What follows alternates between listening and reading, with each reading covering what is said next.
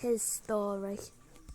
Simply looked down and cranked the ignition until my tractor came back to life. But then red and blue lights immediately lit up behind me. An officer stormed up to my window, red in the face, shouting, "Why were you going 130 miles per hour? The speed limit is 80. I laughed at first and pointed to my tractor's speedometer. "Officer, this thing tops out at 40. But he pulled out a speed camera that takes your photo and measures your speed. It showed me in my tractor 130 miles per hour underneath in red. My stomach dropped. "Your thing is broken. Look at what I'm driving." But he shook his head and slid the camera back into his belt. The camera doesn't lie. He yanked my door open and dragged me down onto the road. I stumbled as he spun me around and clicked the cuffs around my wrists. I screamed, "I wasn't speeding. I'm driving a 40-year-old tractor." But he was already pinning me against the hood of his cruiser. That's when I heard an engine rumble behind us. A guy on a superbike yanked off his helmet. "What's going on here?" The officer replied, "None of your business." But the biker calmly asked, "Are you arresting him for going 130? The officer's face shifted. "How do you know that?" The biker pointed at the officer's dash cam in his windshield. "Because I know what actually happened. Check the footage." The officer huffed and ripped the dash cam off the mount with me still cuffed beside him. The three of us watched me in my tractor, hunched over cranking my ignition. That's when a superbike drove past me in the video. The same superbike this biker was on. It had driven so fast, the speed camera couldn't photograph it in time. It clocked the speed of the bike at 130, but took a photo of my tractor, so it looked like I was the one going 130. The officer went pale as he realized I was innocent. The biker shrugged. "I turned around when I saw you pull him over. I can't let an innocent man get blamed for something I did." The officer fumbled the cuffs off my wrists, then spun toward the biker. "I admire your honesty, but you were speeding. Put your hands behind your back." But the biker just laughed. "Catch me if you can, buddy." He threw up 2 fingers and sped off before the officer could take a single step. My engine died in the middle of an empty road while there was nobody around, so I simply looked down and cranked the ignition until my tractor came back to life. But then red and blue lights immediately lit up behind me. An officer stormed up to my window, red in the face, shouting, "Why were you Okay, why am I watching the same video again?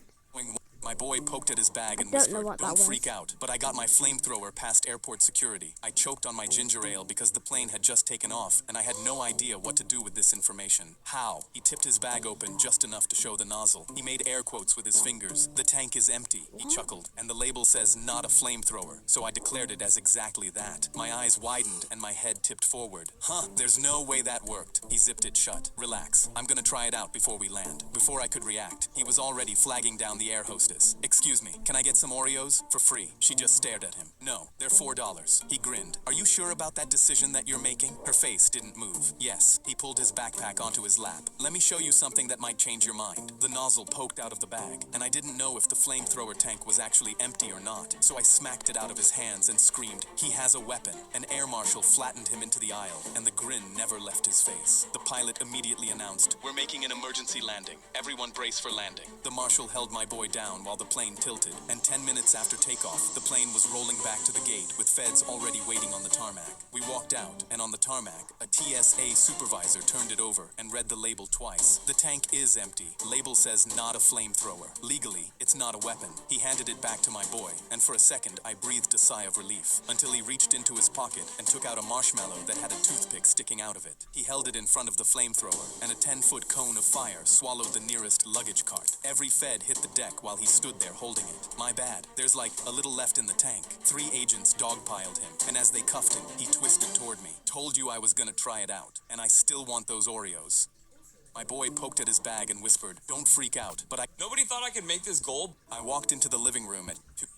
I was alone on shift when a man stormed in with a gun. My eyes widened, and I recognized him instantly because he was a regular customer. I shoved the register drawer shut, but he just stood there and burst into tears. I knew that whatever he came for, it wasn't money. "Sir, is everything okay?" I spoke slowly to de-escalate the situation. He jammed the barrel an inch from my nose. "You're going to tell me why nobody wants to be my friend." His finger trembled on the trigger, and his body was shaking. "I do everything for everybody. Why does nobody like me? Why don't I have any friends? Tell me." I gently laid my hand on top of the gun. "I know what it feels like to be lonely. I'm happy to talk about it, but please lower the gun." He nodded like he understood and handed it to me. It wasn't even loaded. I just needed somebody to give me an answer. I put the gun away and came around the counter, but nothing could have prepared me for what happened next. "Joe, can I be honest with you?" We locked eyes, and I put my hand on his shoulder. "It's not that people don't like you. They're just scared of you." He gasped. Why? I pointed at the broken door that he cracked after finding out we raised the prices of eggs. I glanced at the shelf he knocked over earlier that day when we'd run out of Twizzlers. You're an extremely violent person. He walked out without saying a word, and I was sure I'd never see him again. But the next day, he walked in with a red stress ball, and when he put his groceries on the counter, I insisted on paying for them. That's what friends are for. He hugged the bag like it was gold. See you tomorrow.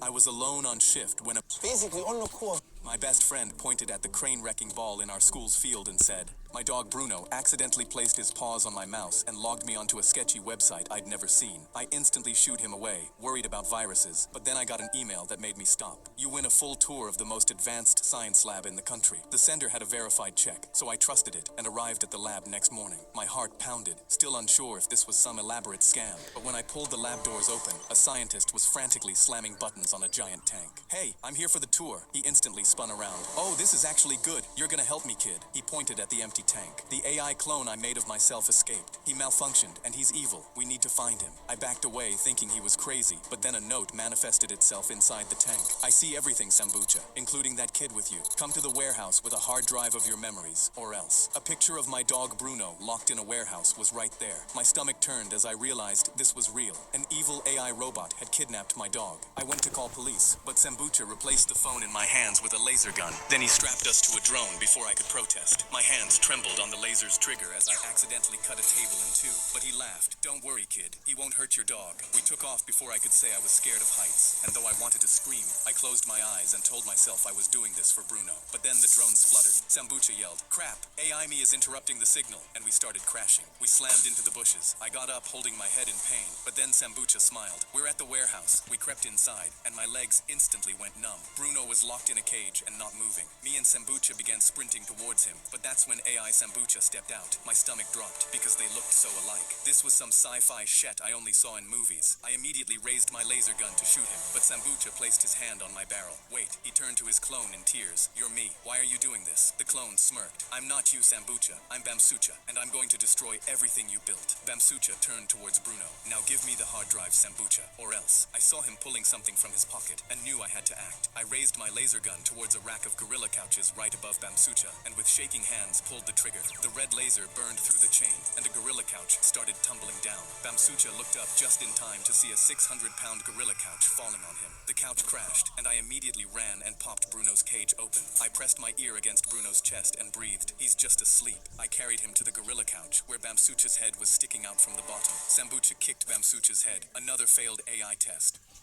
My dog Bruno.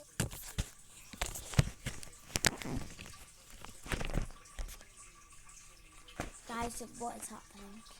A man from Okay, Animal then Control sorry. walked into our vet clinic I with a did it. dog that wouldn't stop growling. He set the cage down, found this dog tied to a pole on a highway. The owners abandoned it for weeks. The dog was barking aggressively.